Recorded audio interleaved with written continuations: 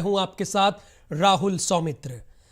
चुनाव का मतलब भारत समाचार हम यूं ही नहीं कह देते। राजनीतिक खबरों का मतलब भारत समाचार हम यूं ही नहीं कह देते। उसके पीछे हमारी कड़ी मेहनत होती है। सबसे पहले आप तक खबरों को पहुंचाने की हमारी ललक होती है, और वो भी पूरे तथ्यों के साथ। तो चलिए शुरू करते हैं 7 बजे का बुलेटिन। बीजेपी के राष्ट्रीय अध्यक्ष जगत प्रकाश नड्डा ने सहयोगी दलों के साथ आज एक प्रेस कॉन्फ्रेंस की। यानी यह दिखाने की कोशिश की गई कि हमारे यहां सब कुछ सामान्य है। नड्डा ने कहा कि एनडीए गठबंधन 403 विधानसभा सीटों पर बहुत ही मजबूती के साथ लड़ेगा।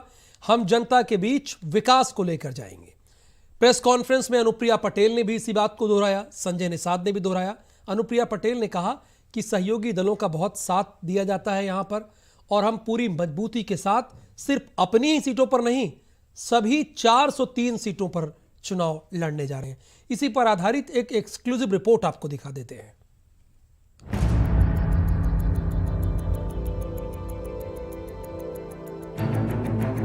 राजधानी दिल्ली में पिछले कई दिनों से चल रही बीजेपी कोर ग्रुप की बैठक संपन्न हो गई है। इस दौरान सभी सहयोगी दलों के नेता भी मौजूद रहे। बैठक संपन्न होने के बाद बीजेपी ने सहयोगी दलों के साथ प्रेस कॉन्फ्रेंस की।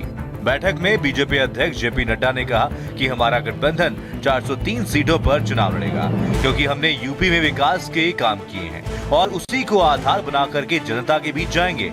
यूपी में कानून का राज, माफिया राज का अंत हमने ही किया है।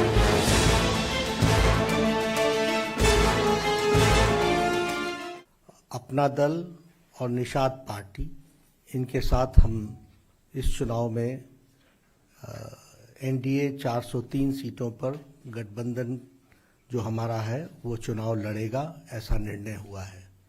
पिछले 2-3 दिनों में निषाद पार्टी के साथ और अपना दल के साथ बहुत डिटेल में चर्चा हुई है, और सीट्स के बारे में भी चर्चा हुई, और कहाँ कहाँ कौन कौन कंटेस्ट करेगा इसके बारे में भी चर्चा हुई है। उत्तर प्रदेश में डबल इंजन की सरकार ने विकास के नई छलांग लगाई है और उत्तर प्रदेश को एक मोमेंटम दिया है विकास का, और सभी समाज के वर्गों को साथ लेकर के चलने का जो प्रण था उसको पूरा किया है।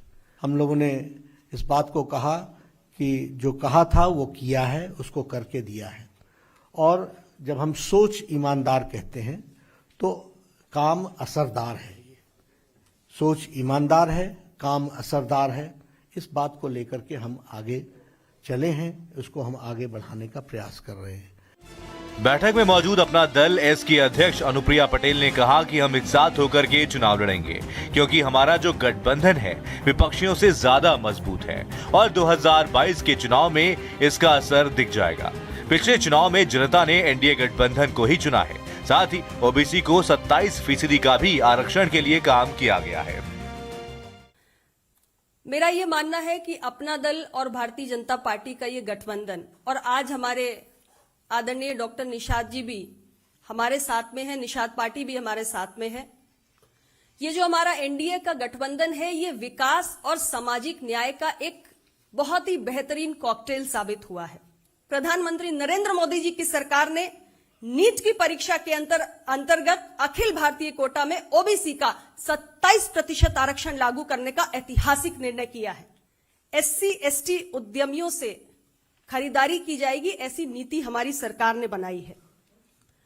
दलितों पर होने वाले अत्याचारों की सूची में अलग अलग अपराधों की संख्या को 22 से बढ़ाकर 47 करने का काम भी मोदी जी की सरकार ने किया है।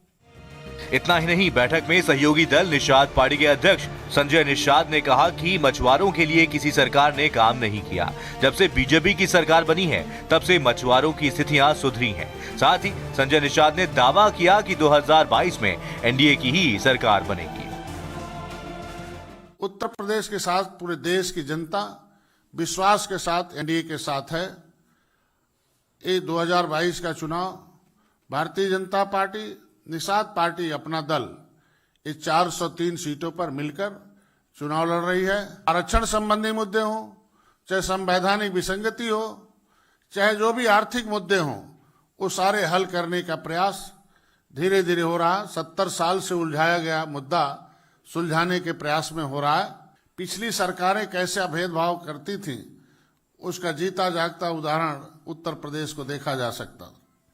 उसी की देन थी जब सामाजिक न्याय समिति का रिपोर्ट लागू किया भारतीय जनता पार्टी ने, तो उसे पता चला कि जो पिछली सरकारों में चंगू मंगू थे, उस सारी योजनाओं पर या सब पर कब्जा करके बाकी उत्तर प्रदेश की जो जनता थी उसे देखती रह गई। बहरहाल टिकटों को लेकर के जो अभी तक बीजेपी की सहयोगी पार्टियों में संशय था वो क्लियर हो गया है। चाहे अपना दल एस पार्टी हो या फिर निषाद पार्टी हो, सभी संतुष्ट नजर आए हैं। अब देखने वाली बात होगी कि 22 के चुनाव में एनडीए को कितनी सीटें मिलती हैं। ब्यूरो रिपोर्ट, भारत समाचार। हालांकि आज प्रेस कॉन्फ्रेंस हुई, अनुप्रिया पटेल ने भी अपनी बात रखी और